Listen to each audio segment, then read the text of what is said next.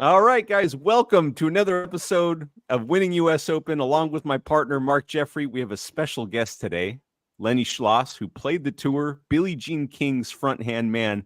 And guys, I was watching the match yesterday between Coco Gauff and Muchova. And I don't know if you guys saw this at home, but Coco was up about 5-1 in the first set. And all of a sudden, Muchova was like, she had gotten to this state where I got nothing to lose. And she was a completely different player. And all of a sudden, the name of the show today, by the way, is How to Trust Your Shots Under Pressure. And so she clearly started trusting her shots because she looked like she was unbeatable in the next 3 games. But something shifted in that, the ninth game. And all of a sudden, whether it was the weight of expectation or nerves or whatever it was, she just visibly got tight. And we've all heard the same thing. Oh, you got to trust your shots. You got to trust the process. But Lenny, guys, is he's a very interesting person, first of all. But he also has really dived deep into instincts and competition. And Lenny, I would love to get your take on, well, how do you do that? How do you actually trust your shots under pressure? Because it sounds good, but a lot of us struggle with that.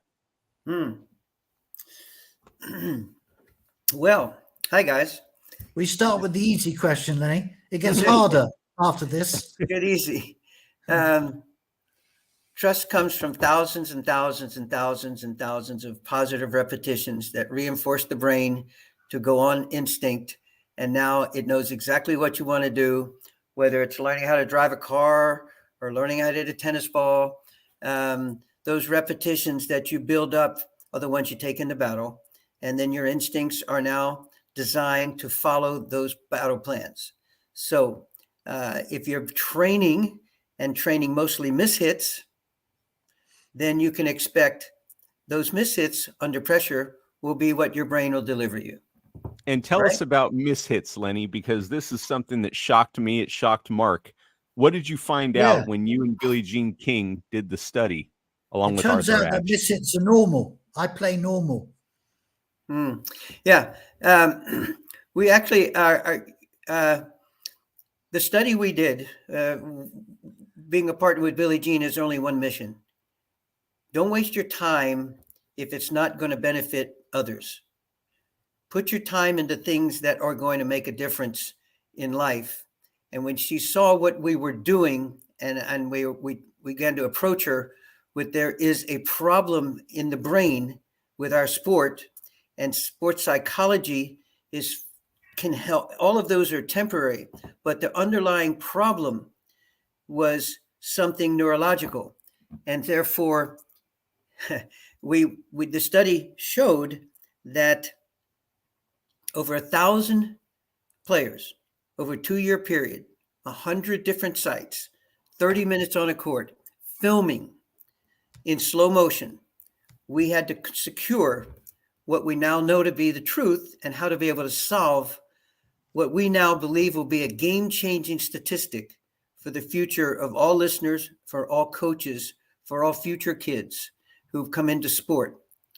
And that significant factor is, if the ball does not land in the center of your strings, your risk hit factor is through the roof. 70 to 80% of the time when we are practicing, we are training mishits. They may go in the court, but when the pressure increases in that rally, and we all know if I keep it easy and I put it in there, but now the pressure's on, that mishit becomes dramatically compromising to our confidence, to our willing to go for it. And so the problem in this study was, now where do we go from here? If it's not the coach's fault, it's not the stroke that's the fault, but what is it? And what we now know is the reason we're missing the the sweet spot is because 80% of the time the films showed us we had 1,000 hours in this coming out of this and over 100 coaches were a part of this. and 500, almost 500 players, all different levels, recreation to pro tour, that there is a signal that is being blocked in the brain between the eye. And when that's blocked, you can see it. Now, we're going to talk about that in a minute, but if it's blocked, there isn't anything that anyone can do. You are hitting legally blind. And some people say, well, you don't have to really see the ball. That's correct, but you do have to follow it. And when you're swatting something, if you do not follow it all the way to the swat, you are going to, that stroke is going to break down. So these signals, there's 3 of them, but the main one for the mishits is in the last 3 feet.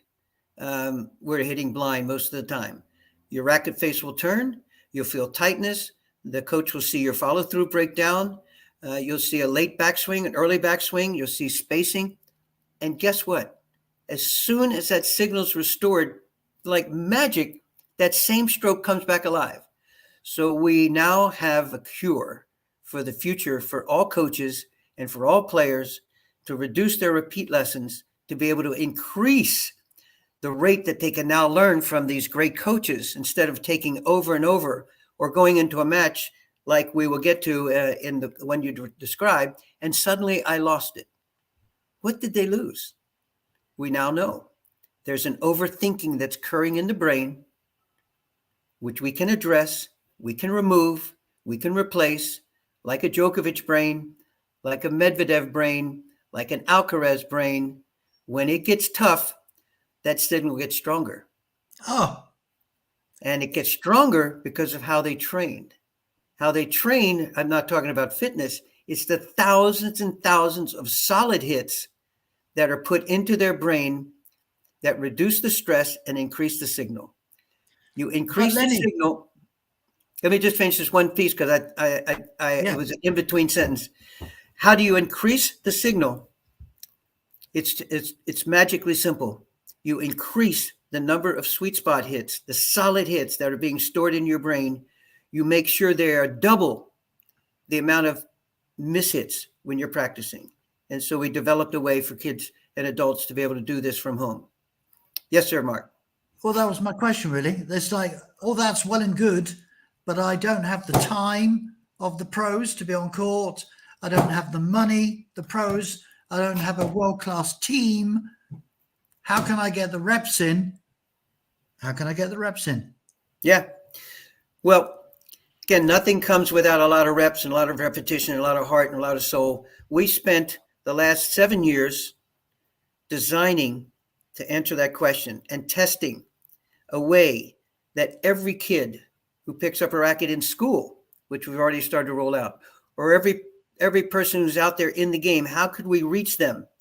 And so we designed, as you all know, a way that you can now get your practice at home if you just need to improve your reps, but we can also now deliver you what we call sweet spot brain training at home as well. So if you want to be a clutch player, you have to train like a clutch player. And a clutch player hits perfect shots 80% of the time.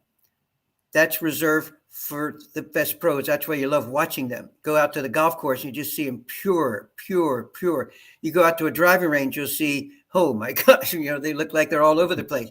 Well, they're storing, the brain doesn't know which one you want. But if we restore that signal and remove the overthinking, our athletic instincts begin to take over. When they take over, you've read about ladies, mothers picking up cars to save a child, grandmother having amazing reflexes to block something from hitting the grandchild. Those are our athletic instincts from years and years ago when we were hunting to save food. Those instincts are now the underlying core of our training. We can trigger those instincts through repetitions using an eye coach that simulates the on-court rhythm for the brain so that the brain feels like it is actually on the court, like a virtual training system with Billie Jean's eye coach and the drills, so that you do this 10 minutes a day 10 minutes a day, you will get the equivalent of an hour to 2 hours of hitting on court, much more effective. It's 10 times faster muscle memory. And when you go to the court, your brain is stored with 80% solid hits. Every single day, you'll get a 2 to 3 hours of 80% solid hits in 10 minutes a day. It is like a microwave oven as it is today. So it's a brain training breakthrough. Answers the question about why does my stroke seem to break down under pressure? Why does Coco suddenly find something? What is that something, that stroke that she had? Now she lost it. Now she had. Why do I seem to take a lesson and then go play in a match, and now I don't even know that I had that lesson? That lesson in the match, that signal is strong. How do we take that signal and now, because you know if you hit 3 out of 10 solidly, what happened to the other 7? Not the coach's fault. It is not your fault. So now we know how to go in and clean it out. 10 minutes a day. We're able to put in the reps. It's called an NPA system, Neuro Pathway Accelerated System, and opens up the pathway so that signal is firing at its highest level. And so what we call this is mental toughness during the point. There's mental toughness between the point. But now for the first time ever, we can train a brain to be mentally tough during the point like Grand Slam winners. Lenny, I got a question for you, because fundamentally, we all get obsessed with technique. You know, it's all you got to do is go watch the YouTube videos and see that, you know, the technique videos are the most viewed, they're the most watched, and they're the most passionately talked about and debated.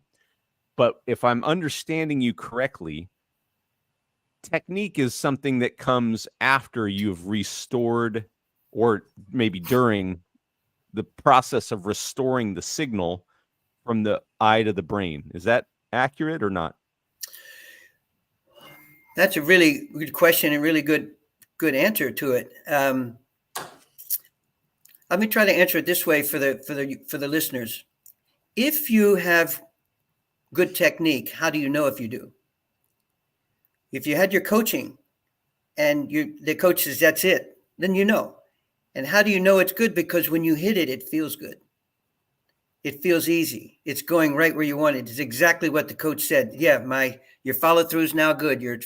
And it feels good. So you are really your brain is telling you this is cool. I like this. So now it's in there. And I go out and I'm rallying with my coach, and I just can't miss. Yeah. That means is that those instincts are now cooking. They've got enough reps in them and they're solid. All of a sudden, though, we go and there's no overthinking. It's just me and a ball, which is Billie Jean's mantra, and part of how we hooked up is she connected. Her signal was so strong. She said to me, all I knew was the backside of my ball. The ball I was hitting was the only thing I cared about until the end of the match. And then I'd know who I was playing. And that's a signal. That's a signal. Those are triggering the instincts. That's triggering what my coach taught me to do. Now I go out and trust my training. And trust is a big part of our new program, is teaching you how to trust your stroke and what to think during the point so that signal stays strong. So a long answer to that, Ramon, would be, how do I know when your stroke is solid? We do a diagnostic exam. It takes about 10 minutes. We check it out in about 2 minutes with a few swings on the brain trainer. And we can see and you can feel, yes, that's exactly what I wanted to feel. Then if it's breaking down, we don't need to change that stroke. We need to trigger that stroke to come out as a complete unit and not break down. That's what brain training does. And then it goes back to this, the signal between the eye and the ball has to be restored, reinforced, and strengthened. How do you know that you're doing it? Because every one of us knows when it feels good. How does your brain know when you are training if it feels good or not? When you're on the court, it's got too many distractions. It's actually overloaded. We all know that. But we live with it thinking it's the best we can do. So what if we had a hybrid system that said, wait a minute, we do a whole lot of other things off court to trigger our bodies to get stronger, to trigger our minds to get stronger with them in mental. What if we could do the same thing be able to trigger our brain during a point to get stronger. And we did that off court. Wouldn't that be unique? Never been done before. All of the science is on the fitness, as it should be. A lot of the science is on the mental and emotional, as it should be and can be treated. But now, hybrid training, we can now train what happens during the point. My stroke broke down. What if, when my stroke broke down, I don't doubt myself? What if, like a Grand Slam winner, I don't look at my box? I don't have to doubt them either. What if I know how to fix it? What if It was I so, know? Yeah. just as a quick aside, it was so interesting watching the third set between Sabalenka and Keys yesterday, because Sabalenka caught fire in that second set. And when she would walk away from the points, she would have her head down on the strings, and Keys would be looking up at her box. It's fascinating. It just ties into what you're talking about with the eye and how it controls what you think. How come she lost the first set 6-love? I didn't see that. I actually didn't see the first set. I couldn't tell you, Mark, 6-love, but I and then did 7-6, see 7-6. towards the end of the first set, Sabalenka was going for her shots at the end of the first set, and she wasn't making all of them. But Roger Federer often talked about it's an investment in the later part of the match to start to trust and to be willing to miss. And, clearly she was fearless at the end of that match, and Keys wasn't as much. Well, there's just 2 points in it. Lenny, can I have your take on Coco Gauff? Because at the beginning of the US Open, every single pundit had Coco to win. And Ramon and I were in a minority of 2, saying anybody that serves like that, looking right down the court, will get found out before becoming champion. And we might have egg on our face tomorrow. Who knows? Wouldn't be the first time. Yeah, at all. It won't be the last either. We watch from the neck up.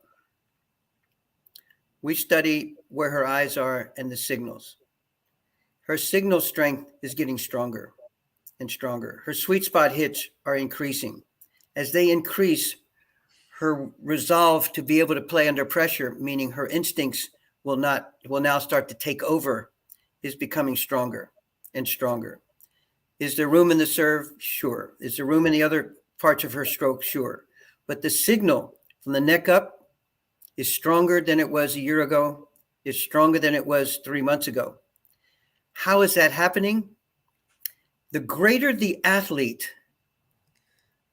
the more they feel what they're doing and are able to interpret coaching by feeling what they're doing and not thinking what they're doing. The thinking takes us into our human over-controlling everything. Our instincts take us to the highest level we can be without conscious thinking. Billie Jean King could speak to that for days. Roger could speak to that for days. What were you thinking? What was on your mind during the point? Jack Nicklaus, great golfers. You can ask them the same thing. What was on their mind during the point? They will say consciously nothing. So subconsciously, those instincts are being put out into the match. And you can see when Alcaraz played Djokovic and they both were so tired. I said to my wife, they will keep coming back and coming back and coming back. There will never, right now, I see two instincts, athletic instincts, which are our highest level of performance. They don't get tired. They have no fear, these instincts. They only live in the present moment. They were both in the present moment. That's instinctive training, brain training. That's sweet spot brain training. Training the brain to stay in the moment during the point. Not between, but during the point. These guys, during the point, between the point, during the point, between the point, they recovered. But during the point, they pulled the trigger again. They did not know they were tired during those points. It was, you could see Djokovic at one point couldn't breathe, right? Somewhere in the second set. The fifth set, where did that come from? Those are instincts that are in each of us. And a child at the age of 6, we want to start training the brain now to trigger instincts with their mechanics.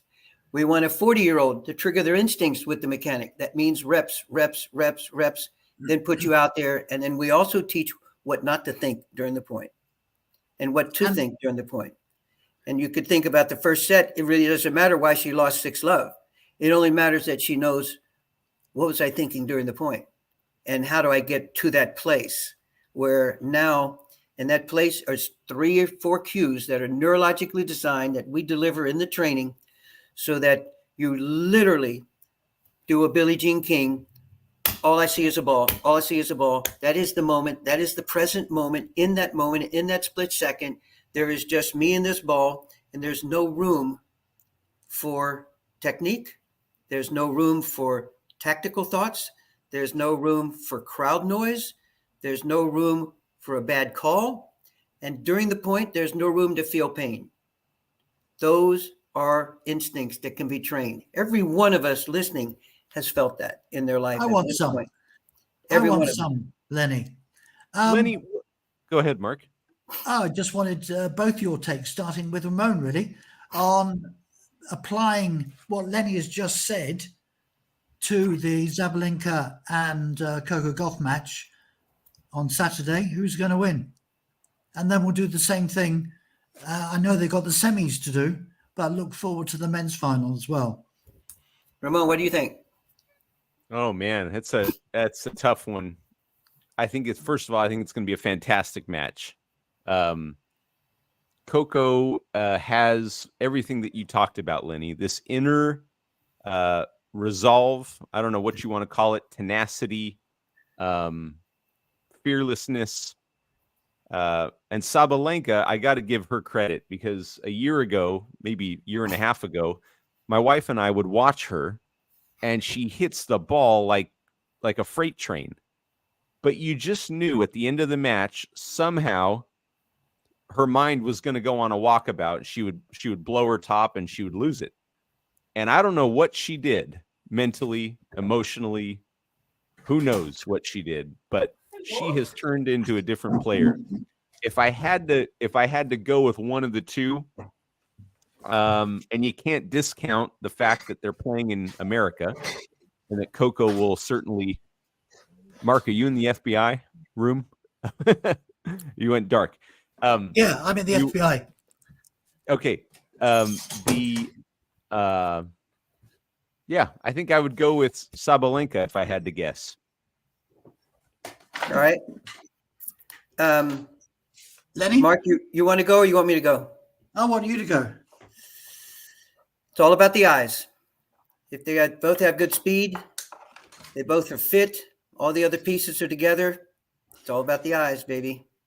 You follow the eyes, it's like following the money. Sabalenka. Okay. And what Lenny's referring to, if you guys haven't seen it, Coco Gauff, when she hits her serve, there's probably some pictures on Google you could check out. Her head is literally looking at the opponent as she's striking the ball. And to Lenny's point, she has learned how to make do with that. But it'll be interesting to see if it's 30, 40 second serve and she's serving to stay in the set, how that goes. Because it will end up being that, I think. Yeah. You know, in the studies and in my travels with the coaches who have all really been a part of this journey, it was said, well, you know what? I'm hitting the ball fine just the way I am. You know, I don't need to keep that signal. I can look where I'm going to hit it and I'll be just fine.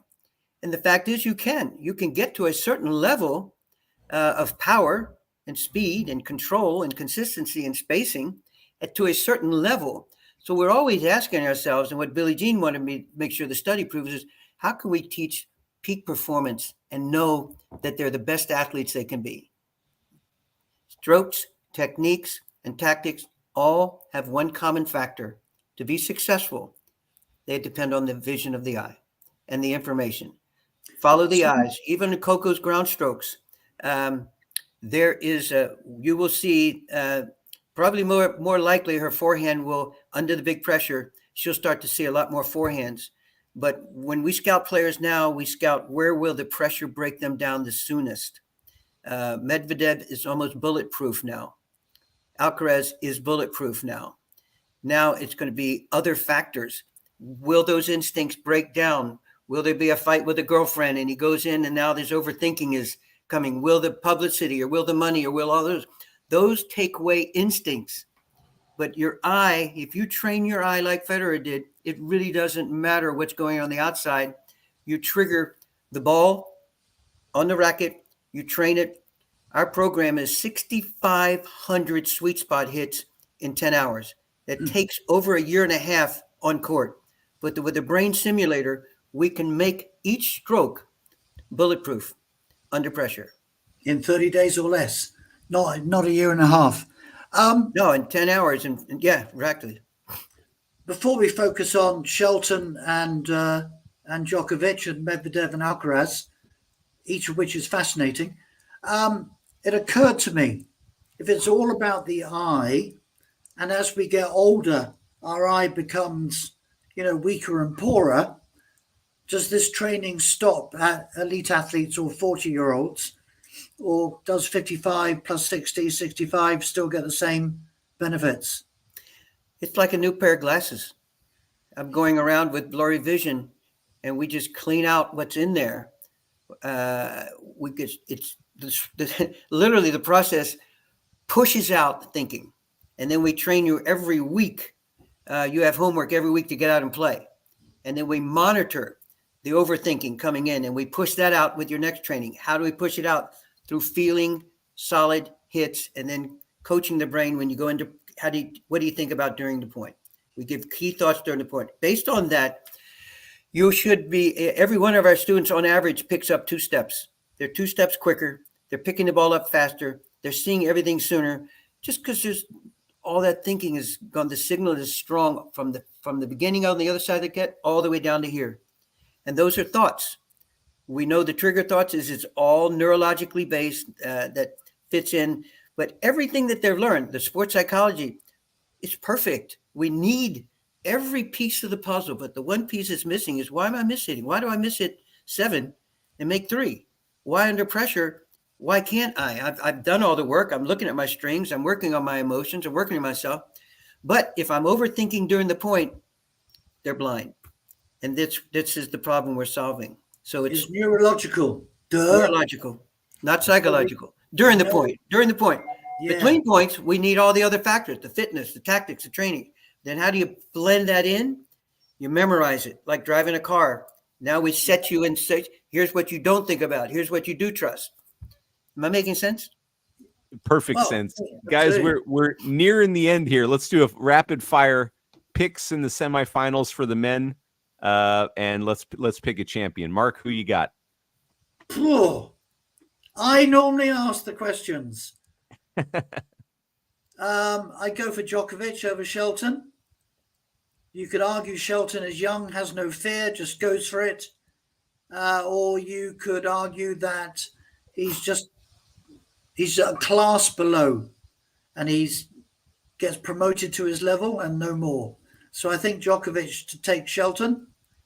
However, with a 145-mile serve and a booming forehand, if you don't let Djokovic in the game, you don't let him in the game. So it will be close, even if the score is 2-3 and that sort of stuff. It will be close. And Medvedev and Alcaraz, is another, isn't it? We are so blessed to have these gladiators battle out for our entertainment. I will be there with my little thumb, kill him, kill him. Lenny, what do you think, man? Alcaraz and Djokovic in the finals. Wow. And that's going to be a beast. And we'll redo this come Saturday and look forward to whether our picks have got through and what's going to happen in the final. Yeah. I'm picking the dark horse. I'm going with Medvedev to win the whole thing. Mostly to be contrary, but I think he really does. Like Lenny was saying, there's no other athlete that cares less about what the public perception of him is. And that, to me, is a superpower. Do you not think he's tired, though? More tired than Djokovic and Alcaraz? And if he beats Alcaraz, he'll probably need a wheelchair to get him onto the court on the final. If they trigger who I bet on the ones that now go thoughtless and are able to trust their instincts and and play shots that are instinctive and not mechanical. And so those two guys are in the finals who've done that the most. You're right, Medvedev. But watch their eyes, and you'll see on Shelton, there'll be the errors will come out a little stronger, in my opinion. He's done really well, but there's still some tightening up. So the mishits could get a little bit tighter on him. And all you need is one shot to go off a little bit, and then somebody jumps all over it. And then it's like a bad apple. And so wherever that eye is, Venus, it was her second serve. It just broke her, so that bad apple there. So they all have that. And I haven't been able to see Shelton up close, but it looks like that's probably where the Djokovic will move around enough that he'll slice him up, but could be wrong. Thanks, guys. So great. Lenny, it's so been fun. so amazing to have the third amigo here. As ever, you speak phenomenal. It's exciting. It's a revolution, man. I should start calling you Che Guevara instead. Well, just this sweet spot training with Billie Jean is what we believe will be the next step. Every 10 years, something comes along that says, hey, we weren't doing this. Craig O'Shaughnessy did a great job of saying the practicing on the court, the 1, 2, 3, 4 points drilling. Our goal now is that you won't be the one missing within the first 4 points. We can increase your length of rallies by increasing your sweet spot brain training in any stroke. And we can do one stroke at a time. You give us the weakest stroke. We now, with Billie Jean King's study, we can pull it off. So thanks for letting me pump that up for you guys a little bit. Well, thank you for joining us, Lenny. Thank you, guys. Thank you, Mark. As always, it's a pleasure doing this with you. Great. You guys are great doing it. You're a natural. You guys, if you're watching this on a replay and you have any questions for Lenny, Mark, or myself, put them down in the comments and share this with someone who will use this and help their game. We'll talk to you guys tomorrow. Have a good day. Thanks, guys.